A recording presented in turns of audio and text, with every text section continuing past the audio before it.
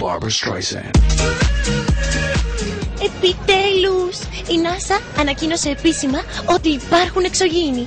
Και εγώ σήμερα βρίσκομαι στο Σύνταγμα για να ρωτήσω τον κόσμο και να μάθω αν είναι ενημερωμένος για τα καινούρια μας γειτονάκια.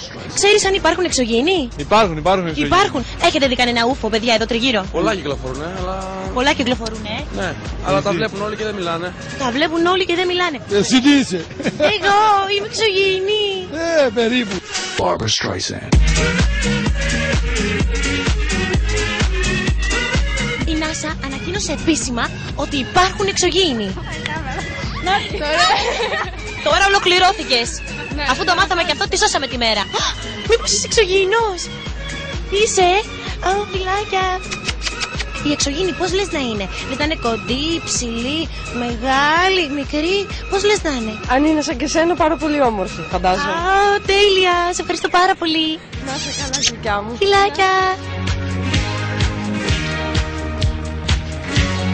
Τελικά, καλά έλεγε ο κύριος Λιακοπουλίνος ότι υπάρχουν εξωγήινοι και μάλιστα ζουν ανάμεσά μας. Μπράβο κύριε Λιακοπουλίνε, και εγώ μαζί σας. Λέτε να υπάρχουν εξωγήινοι ανάμεσά μας? Όχι. Όχι, Επίγει είναι. Επιτέλους το παραδέχτηκαν. Το ξέρατε εσείς? Άκουσα κι εγώ κάτι, αλλά δεν το είδαμε ποτέ μας. Το πιστεύετε ότι υπάρχουν? Όχι. Είναι πολύ πολύ μεγάλο το σύμπαν για να είμαστε μόνοι μας. Κάνα ούφο έχεις δει ποτέ?